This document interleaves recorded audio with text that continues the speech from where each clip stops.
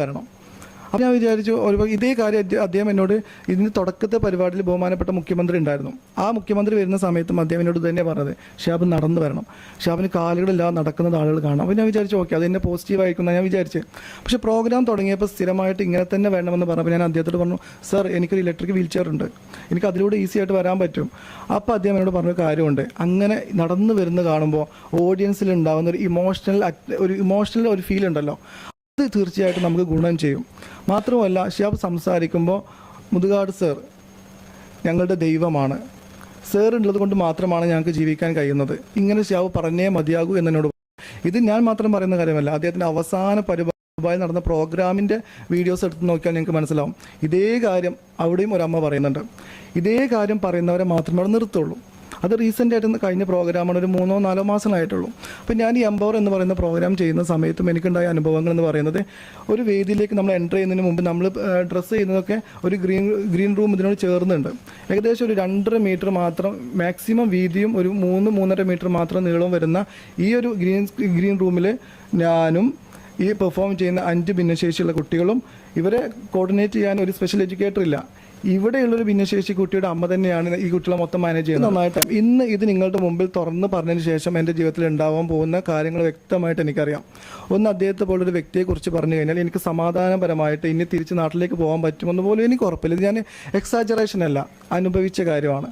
അപ്പോൾ നിങ്ങളുടെ കയ്യിലുള്ള പ്രസ് റിലീസിൽ നിന്ന് നിങ്ങൾക്ക് ചോദിക്കാൻ അറിയാൻ ആഗ്രഹമുള്ള ഏത് കാര്യത്തെക്കുറിച്ചും ആധികാരികമായിട്ട് പറയാൻ പറ്റും. കാരണം ഇതൊരു ഇത്രയും കാലം അദ്ദേഹം പറഞ്ഞ പോലെ വെറുതെയുള്ള ആരോപണങ്ങളല്ല.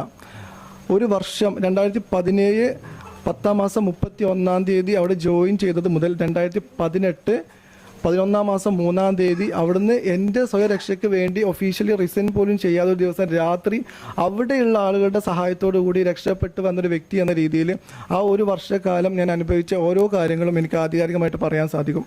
ഫിസിക്കലി നിങ്ങൾ അത്ര ഫിറ്റ് അല്ലാത്ത ഒരാൾ, അദ്ദേഹത്തിൻ്റെ അത്രയും ഒരു സോഷ്യൽ സ്റ്റാറ്റസ് അവകാശപ്പെടാനില്ലാത്ത ഒരാൾ, അത്രയും ഹോൾഡ് ഇല്ലാത്ത ഒരാൾ വന്ന് പറഞ്ഞു കഴിഞ്ഞാൽ നിങ്ങൾ ഉൾക്കൊള്ളില്ല എന്ന വിശ്വാസം എനിക്കുള്ളത് കൊണ്ടും എൻ്റെ ജീവനിൽ പേടിയുള്ളത് കൊണ്ടുമാണ് ഇത്രയും കാലം ഞാൻ പറയാതിരുന്നത്. പക്ഷേ ഇപ്പോൾ ഈ അമ്മമാരിത് പറയുന്ന സമയത്ത് പോലും ഈ പറയുന്ന മുതുകാട് എന്ന് പറയുന്ന വ്യക്തി ഒരിക്കൽ പോലും ഒരു എക്സ്പ്ലനേഷൻ വീഡിയോയിലും ഇങ്ങനൊരു ബുദ്ധിമുട്ട് അമ്മമാർക്ക് ഉണ്ടായിരുന്നുവെങ്കിൽ ഞാൻ തിരുത്താം എന്ന് പറയുന്നതിന് പകരം ഈ അമ്മമാരെ ഒറ്റ തിരിഞ്ഞ് ആക്രമിക്കുകയാണ് ചെയ്യുന്നത്. ഈ പറയുന്ന അമ്മമാർ വ്യക്തിവൈരാഗ്യം തീർക്കുന്നു എന്നാണ് ഈ പറയുന്ന മുതുകാട് ആ വീഡിയോയിലൊക്കെ പറയുന്നത്. ഞാൻ ചോദിക്കുന്നത്, ഒന്നാമത് നമ്മൾ ചിന്തിക്കേണ്ട കാര്യം, ഈ അമ്മമാർ എന്തിനാണ് മുതുകാട് എന്ന് പറയുന്ന വ്യക്തിയോട് വ്യക്തിവൈരാഗ്യം തീർക്കേണ്ട ആവശ്യം? കോമൺ സെൻസ് വെച്ച് ചിന്തിച്ചാൽ നമുക്ക് മനസ്സിലാവും. പിന്നെ വളരെ മനോഹരമായിട്ട് സംസാരിക്കാൻ കഴിവുള്ള അദ്ദേഹത്തിൻ്റെ, നമ്മൾ സിനിമയിലൊക്കെ പറയാറുണ്ടല്ലോ, വളരെ നന്നായിട്ട് ഫിലോസഫി പറയാൻ പറ്റുന്നവർക്ക്, സംസാരിക്കാൻ കഴിയുന്ന ആൾക്ക് ഒരുപക്ഷെ മനോഹരമായിട്ട് ആളുകളെ കബളിപ്പിക്കാനും സാധിക്കും എന്നുള്ളത്. അതിൻ്റെ ഉത്തമ ഉദാഹരണമാണ് അദ്ദേഹത്തെക്കുറിച്ച് പറയുന്നവർ കേൾക്കേണ്ടി വരുന്ന ചീത്തവിളികൾ.